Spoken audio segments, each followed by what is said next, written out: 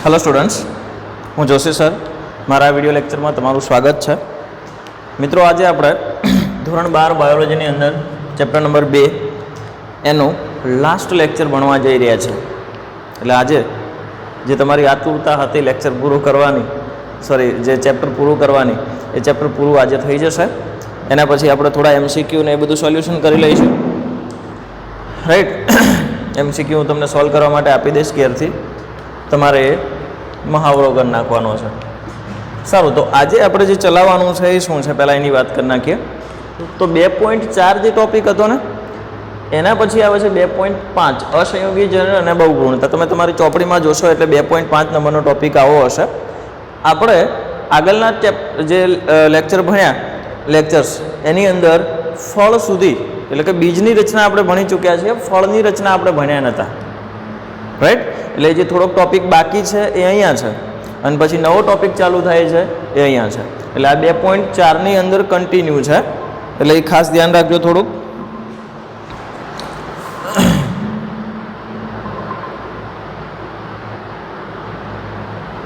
Okay, चलो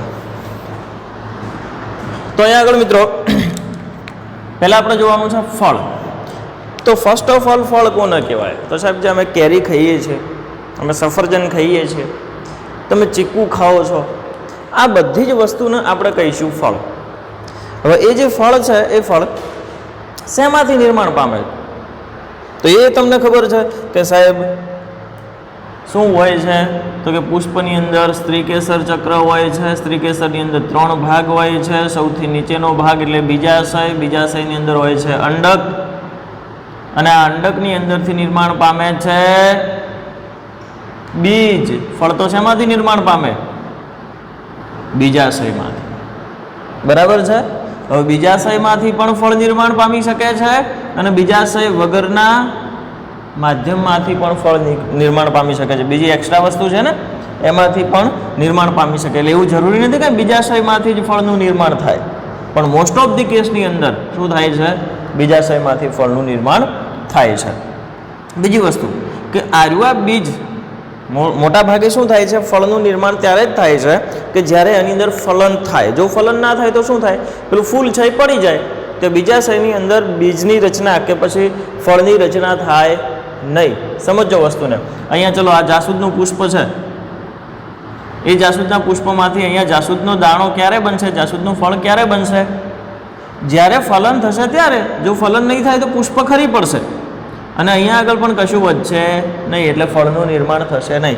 पण अमुक वार एवुं थाय छे के जो फलन न थाय तेम छतांय फळनुं निर्माण थई जाय, फलन न थाय तेम छतांय बीजनुं निर्माण थई जाय। એટલે મિત્રો આજે એનું થોડું ડિસ્કશન કરવાનું છે આપણે।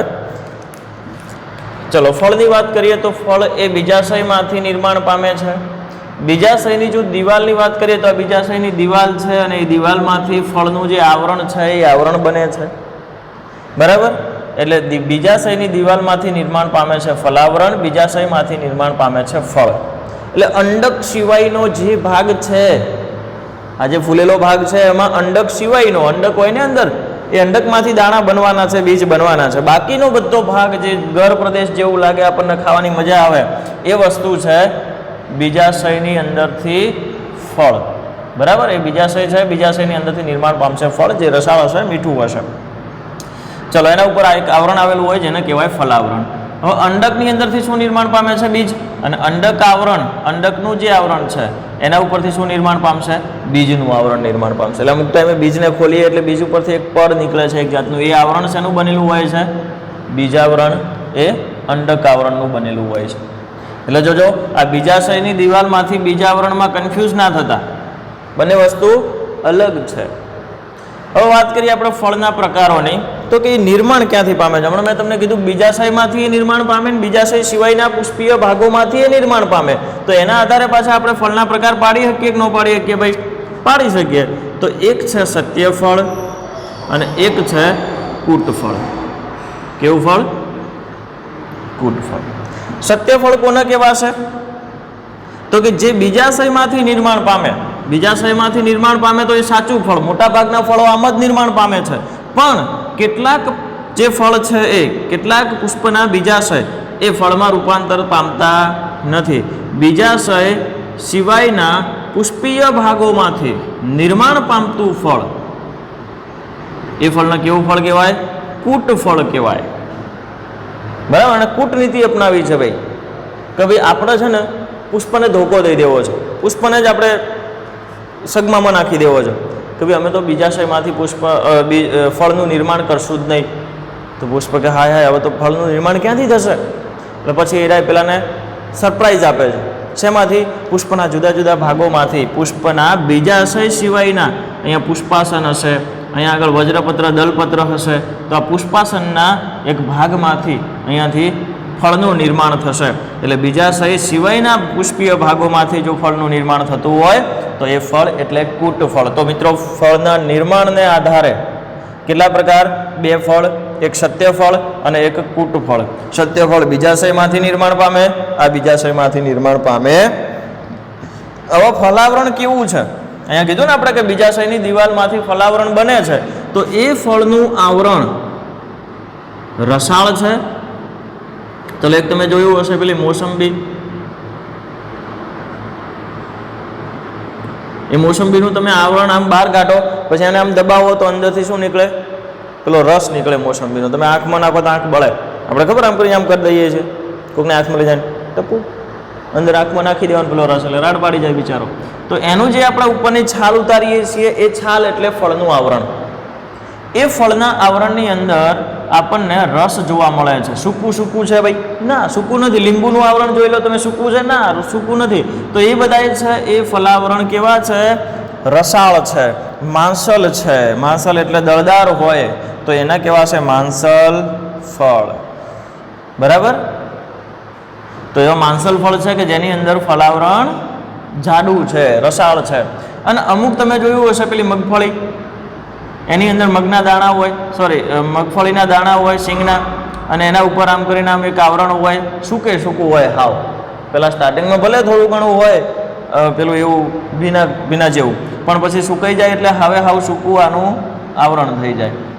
સિંગ જુઓ તમે, સિંગના ફોતરા, તો એ પણ કેવા હોય? એકદમ શુષ્ક હોય. તો એવા પ્રકારના ફળને આપણે શું કહીશું ભાઈ? શુષ્ક ફળ કહીશું. જેમ કે રાઈ છે અને મગફળી છે. બરાબર. રાઈનું જે છે એ કેવું હોય? આવી એક પ્રકારની ફળી હોય. એ ફળી રસાળ ના હોય, આની અંદર રાઈના દાણા હોય. બરાબર. પણ આ જે ફળી છે એ સુકાઈ જાય છે. ફાઇનલી શું થાય છે? સુકાઈ જાય છે. જ્યારે આપણે જો મોસંબીની વાત કરીએ, બીજા લીંબુની વાત કરીએ, બીજા કેળાની વાત કરીએ, તો આ બધા સૂકા કેળા ખવાય? સૂકી મોસંબી ખવાય? ન ખવાય. એટલે અહીંયા મગફળી અને રાઈ એ કોના એક્ઝામ્પલ છે ભાઈ? શુષ્ક ફળના. ચલો બીજાશયની અંદરથી કૂટ ફળના તમારે એક્ઝામ્પલ યાદ રાખવાના છે. સફરજન, કાજુ અને સ્ટ્રોબેરી એ બીજાશયમાંથી નિર્માણ પામતા નથી. એટલે એની અંદર જે તમને જોવા મળશે એ કેવા ફળો જોવા મળશે? કૂટ ફળ જોવા મળશે. કયા કયા છે? સફરજન છે સાહેબ, કાજુ છે અને સ્ટ્રોબેરી છે. ઓકે, હા ચલો તો સત્ય ફળ તો બધા જ જોવા મળે છે. ચલો માંસલ ફળની વાત કરીએ તો એ નારંગી, જમફળ અને કેરી આ બધા કેવા છે? માંસલ ફલાવરણ ધરાવે છે, એટલે એને કહેવાય છે માંસલ ફળ. આને કહેવાય છે શુષ્ક ફળ. કોના આધારે પાડ્યા ભાઈ પ્રકાર? ફળના આવરણને આધારે. ફલનને આધારે જો આપણે પ્રકાર પાડીએ એના, તો એક છે ફલિત ફળ.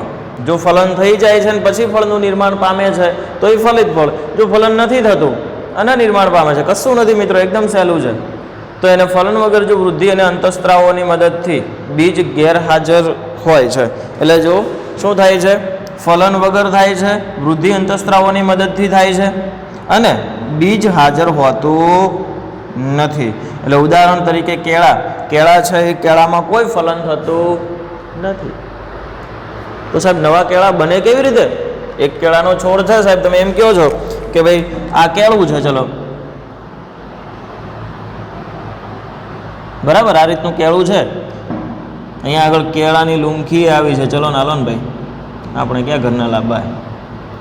ચલો આ કેળા છે, તો આ કેળામાંથી ફલન થતું નહીં, બીજનું નિર્માણ થતું નહીં, તો સાહેબ આ ફલન કેવી રીતે કરો? એકમાંથી બીજું પ્રજનન કેવી રીતે કરે? કેવી રીતે કરો બોલો? હાલો શું કરશો આમાં? સાહેબ અહીંયા બાજુમાંથી એક મસ્ત નાની ફણગો ફૂટશે, સાઈડમાંથી ગાંઠા મૂળી ટાઈપનો ફૂટશે અને એ નાનો છોડ જ હશે એક ટાઈપનો. એના અહીંયાથી તમે કાપી નાખો અને અહીંયા આગળ વાવી નાખો તો પછી એ શેમાં પરિણમશે? કેળામાં પરિણમશે. પણ આની અંદર ફલન થતું નથી, એટલે કેળા જે છે એ કેળા કેવા છે ભાઈ? અફલિત ફળ છે. એટલે કેળા એનું એક્ઝામ્પલ છે. ફલન વગર જ વૃદ્ધિ અંતઃસ્ત્રાવોની મદદથી નિર્માણ પામે છે. ઓકે, ચાલો. ફલિત ફળની અંદર ફલન થાય છે, મસ્ત પરાગનયન થશે, પરાગનયન થયા પછી પરાગ નલિકાનું નિર્માણ થશે, પરાગ નલિકા બંને જન્યુઓ દ્વારા ફલન કરશે, બેવડું ફલન, અને પછી જઈને આપણા ફળનું નિર્માણ થશે. ચલો, હવે આપણો ટોપિક આવે છે અસંયોગી જનન અને ભ્રૂણ બહુભ્રૂણતા. અસંયોગી જનન અને બહુભ્રૂણતા. અસંયોગી જનન કોને કહેવાશે? પહેલી વસ્તુ, અસંયોગી જનન જોજો અહીંયા સમજો. અફલિત ફળ અને અસંયોગી જનનથી બીજ નિર્માણ પામે છે. એ બીજનું નિર્માણ ફલનથી જ થાય છે, એ વસ્તુ નોર્મલ છે. બીજનું નિર્માણ ફલનથી જ થાય છે, એ વસ્તુ નોર્મલ છે. જો ફલન થાય તો બીજ નિર્માણ થાય.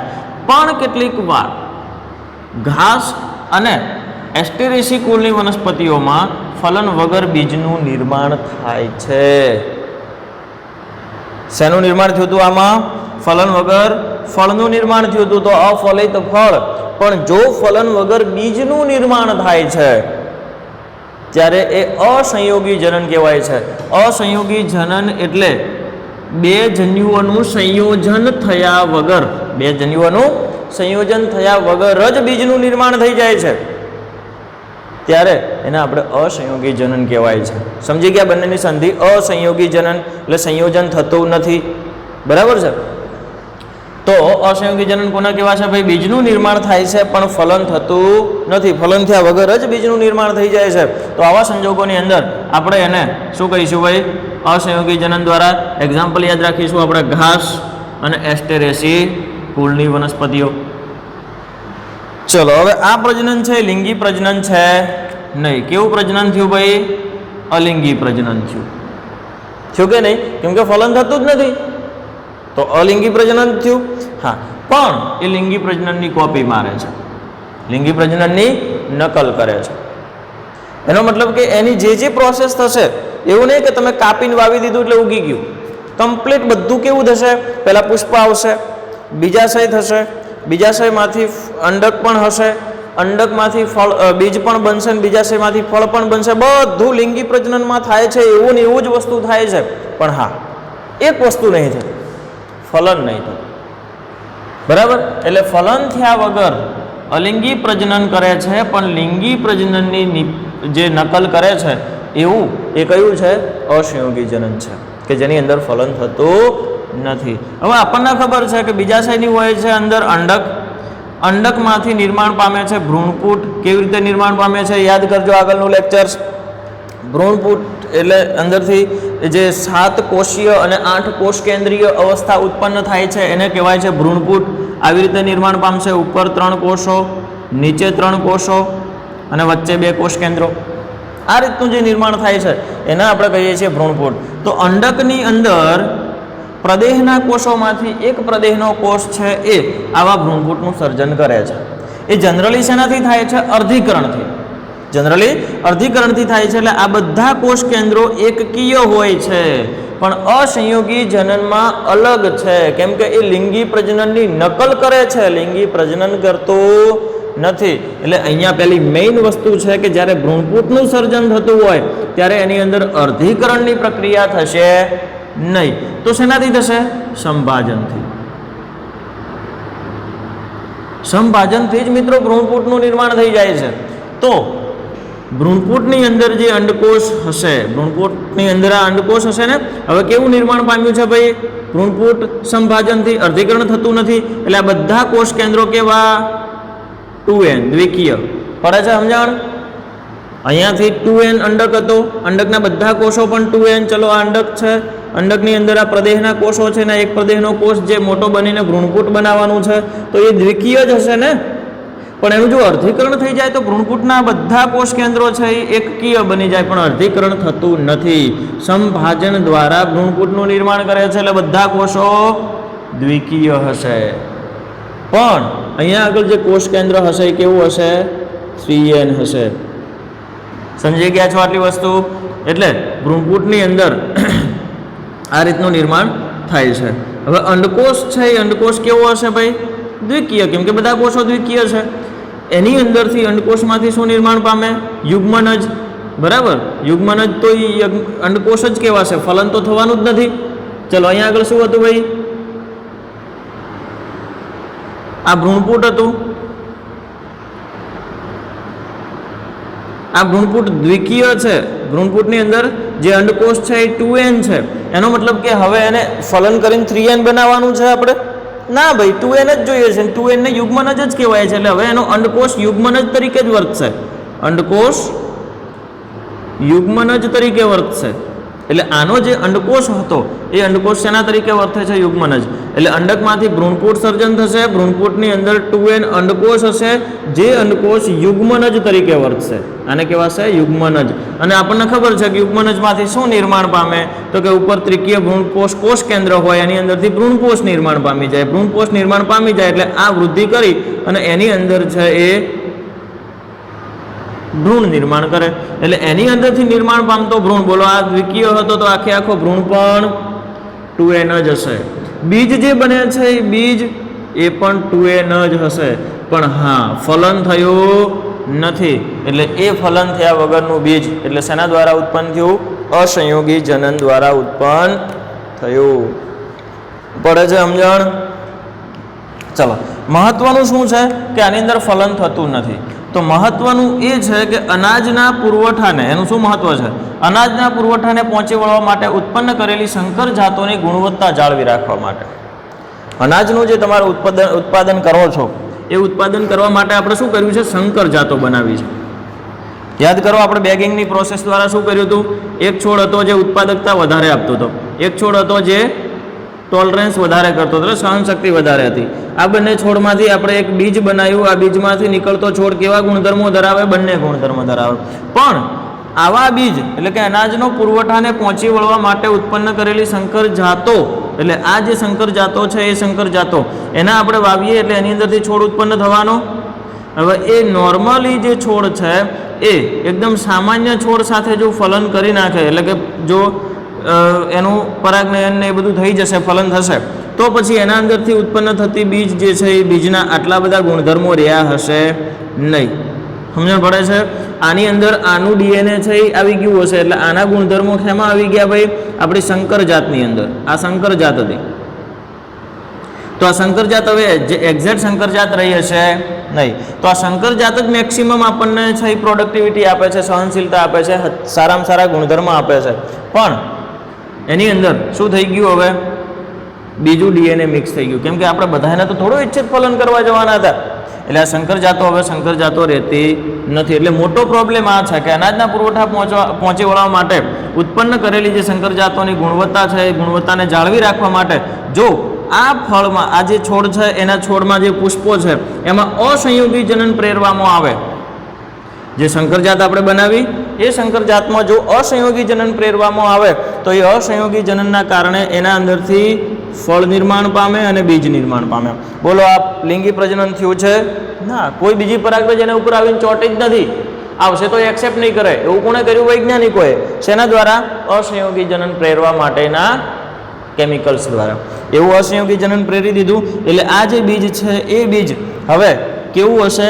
એક્ઝેક્ટ આના જેવું જનીન બંધારણ ધરાવતું હશે. એટલે એના ગુણધર્મો બધા આ છોડ જેવા હશે. બોલો, હવે બે જનીન ભેગા થયા નથી, આવી સંતતિ ઉત્પન્ન થઈ નથી. એટલે આ સંતતિ પણ કેવી? સંકર જાતના જેવીને જેવી. બસ આ વસ્તુનો મિનિંગ આ થાય છે કે ભાઈ જો ડાયરેક્ટ ફલન થઈ જાય તો સંકર જાત રહેતી નથી. જો અસંયોગી જનનથી ફલન થયા વગર જ લિંગી પ્રજનનની જો આપણે એને કોપી કરાવીએ તો પછી એ એકચ્યુઅલી જેવી જાત હતી એવી ને એવી જાત રહે છે. કોન્સેપ્ટ સમજજો. બીજી વાર ભલે રિવિઝન કરવું પડે તો કરી લેજો. એકદમ ધીમે ધીમે જવાનું મેઇન રીઝન એ જ છે કે તમને સમજણ પડી જાય. ચલો, સંકર જાતોમાંથી અસંયોગી જનન દ્વારા નવી પેઢીનું નિર્માણ કરવામાં આવે છે. સંકર જાતોમાંથી અસંયોગી જનન દ્વારા કર્યું અસંયોગી જનન, એમાંથી નવા બીજનું નિર્માણ, એટલે એ નવી પેઢી થઈ F1 પેઢી. હજુ એના અંદરથી પાછું અસંયોગી જનન પ્રેરશું તો એવું ને એવું જ બીજ નિર્માણ પામશે. એટલે વન ટાઈપ ઓફ ક્લોન નિર્માણ પામશે. આબેહૂબ પ્રતિકૃતિ છે એ નિર્માણ પામે છે. તો આવી રીતે સંકર જાતોમાંથી આપણે અસંયોગી જનન દ્વારા નવી પેઢીનું નિર્માણ કરી શકીએ છીએ અને એના ગુણધર્મો છે એ ગુણધર્મો જાળવી રાખીએ છીએ. એટલે મહત્વ એનું બે રીતે છે. અનાજના પુરવઠાને પહોંચી વળવા માટેની જે સંકર જાતો ઉત્પન્ન કરીએ છીએ એ સંકર જાતોની અંદરથી જે બીજના લક્ષણો છે એ લક્ષણો સેપરેટ ન થઈ જાય, બીજા લક્ષણો અંદર ભળી ન જાય, એટલે એ જ જાતિનું બીજ એવું જ જનીન બંધારણ ધરાવતું બીજ નવું બનાવવાનું, પાછી એ છોડમાંથી એવું જ બીજ નવું બનાવવાનું. આમ આપણે છે ને એ કૃષિ ક્ષેત્રે બહુ સારો એવો અસંયોગી જનનનો ફાયદો ઉઠાવી શકીએ છીએ. પણ હજુ એટલું બધું છે એ ડેવલપ થયું નથી, હજુ તમારે બધાને કરવાનું છે એ બધું ડેવલપમેન્ટ.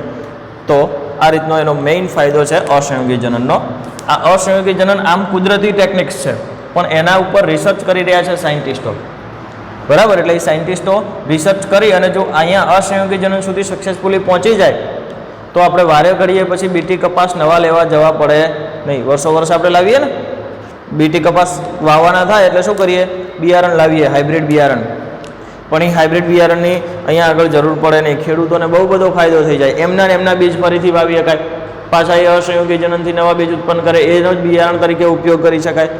પણ આપણે શું કરી શકીએ છીએ, એના એ બીજ વાવી શકતા નથી. કારણ શું? કારણ કે ફલન થઈને જે નેક્સ્ટ જનરેશન બની હશે એની અંદર એવું બંધારણ રહ્યું હશે નહીં, જનીન બંધારણ ખોરવાઈ ગયું હશે. એટલે નેક્સ્ટ ટાઈમ જ્યારે તમે વાવશો ત્યારે એની પ્રોડક્ટિવિટી એટલી બધી હશે નહીં.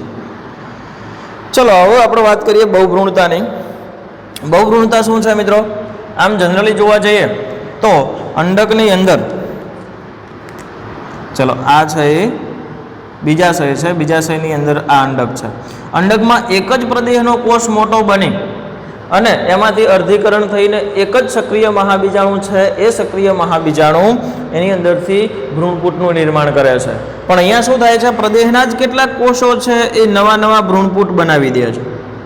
એટલે એક ભ્રૂણપૂટની જગ્યાએ વધારે ભ્રૂણપૂટ. જો ભ્રૂણપૂટ વધારે તો એની અંદર અંડકોષ વધારે, યુગ્મન જ વધારે. અંડકોષ વધારે, યુગ્મન જ વધારે તો એની અંદરથી ભ્રૂણ વધારે. એટલે એક જ બીજની અંદર તમને એક જ અંડક છે ને, તો અંડકમાંથી બીજ બનવાનું છે. એની અંદર પ્રદેહના કોષો તો ઘણા બધા છે. એટલે એક જ બીજમાંથી એક કરતો વધારે ભ્રૂણપૂટનું સર્જન થાય તો દરેકે દરેક ભ્રૂણપૂટની અંદર ભ્રૂણ સર્જાવાની છે. દરેકે દરેક ભ્રૂણપૂટની અંદર શું સર્જાય? ભ્રૂણનું નિર્માણ થાય. એટલે અંડકમાં એક સાથે ઘણા બધા ભ્રૂણનું જો નિર્માણ થતું હોય તો એના આપણે બહુભ્રૂણતા તરીકે ઓળખી શકીએ છીએ. કેવી રીતે થાય આ વસ્તુ કે ભાઈ બહુભ્રૂણતા કેવી રીતે થાય? તો મેં તમને કહી દીધું કે અંડકની અંદર ભ્રૂણપોષના કોષો હોય, પ્રદેહના કોષો હોય. એ પ્રદેહના કોષોમાંથી ઘણા બધા ભ્રૂણ નિર્માણ થાય. એટલે અંડકમાં ભ્રૂણપૂટની આજુબાજુના પ્રદેહના કોષો, અહીંયા આગળ વચ્ચે એક ભ્રૂણપૂટ હશે મોટો કોષ થઈને, મોટા બની જાય છે અને ભ્રૂણપૂટ તરીકે વર્તે છે. એક ભ્રૂણપૂટ વચ્ચે હશે પહેલાં શું થશે, આવું નોર્મલ પ્રોસેસમાં એક ભ્રૂણપૂટ બની જશે. પછી આજુબાજુના કોષો કહેશે અમારે તારા જેવું થવું છે ભાઈ, તો પેલા કે થાવ હાલો અમને શું વાંધો છે. એટલે એ ભ્રૂણપૂટ છે એ બાજુવાળા કોષોને એના જેવું જ થવા દેશે. એટલે મોટા બનશે બાજુના બધા કોષો અને ભ્રૂણપૂટ તરીકે વર્તશે. અહીં અર્ધીકરણ થતું નથી. આજુબાજુના જે કોષો છે એ કોષોની અંદર અર્ધીકરણ થતું નથી. એટલે બધા જ ભ્રૂણપૂટ દ્વિકીય જ બને છે. અહીંયા આગળ શું થશે, બધા ભ્રૂણપૂટ દ્વિકીય બનશે. અહીં અસંયોગી જનનના જેવી પ્રોસેસ થાય છે. આમ એક અંડકમાં ઘણા બધા ભ્રૂણપૂટનું સર્જન આપણને થયેલું જોવા મળે છે. પણ આની અંદર મેઇન ભ્રૂણપૂટ છે એ મેઇન ભ્રૂણપૂટ લિંગી પ્રજનનથી ફલિત થશે. આજુબાજુના ભ્રૂણપૂટ છે એની અંદરથી ભ્રૂણ નિર્માણ થશે. આમ એક અંડકમાં ઘણા બધા ભ્રૂણપૂટ નિર્માણ થાય છે. એક બીજની અંદર ઘણા બધા ભ્રૂણ નિર્માણ પામેલા હોય છે, એના આપણે કહીશું બહુભ્રૂણતા. હવે લીંબુ છે, કેરીના બીજ એટલે જે ગોટલા છે એ, નારંગીના બીજ, આ બધા એના એક્ઝામ્પલ છે. બરાબર. લીંબુનું બીજ આવું હોય, એની અંદર 1 ભ્રૂણ, 2 ભ્રૂણ, 3 ભ્રૂણ, 4, 5, 6, 7, 8 આમ આવા ઘણા બધા ભ્રૂણ અંદર નિર્માણ પામેલા હશે. એટલે એને આપણે કહીશું બહુભ્રૂણતા. હવે 2 પિતૃઓ આની અંદર ભાગ લેતા નથી. શેની અંદર? બહુભ્રૂણતા અને અસંયોગી જનનની અંદર બહુ વધારે પડતા પિતૃઓ, એકથી વધારે પિતૃ ભાગ લેતા નથી. એટલે 2 પિતૃ ભાગ લેતા ન હોવાથી જનીનિક વિવિધતા જોવા મળતી નથી. બરાબર છે. જનીનિક વિવિધતા જોવા મળશે નહીં, કેમ કે આ બહુભ્રૂણતા સર્જાણી એમાંય બધા કોષો શેનાથી પામ્યા? સંભાજનથી. તો પછી લિંગી પ્રજનન થવાની ક્યાં વાત જ આવે છે? અંદર જે અંડકોષ બનશે એ અંડકોષ યુગ્મન સ્વરૂપે જ બનશે ને. તો તો એટલા માટે અહીંયા પછી બે પિતૃ ભેગા થતા નથી અને જનીનિક વિવિધતા જોવા મળતી નથી. એટલે ત્યારે આ જે બનતી સંતતિ છે, નવા છોડ બને છે, એ છોડને આપણે ક્લોન તરીકે ઓળખી શકીશું. ચલો મિત્રો, એકદમ વ્યવસ્થિત રીતે ધીમે ધીમે આખો ટોપિક સમજાવી દીધેલો છે. જો ક્યાંય તકલીફ લાગે છે તમને એક પણ પ્રશ્ન સમજવામાં, તો આ નંબર ઉપર કોન્ટેક્ટ કરવાનો છે.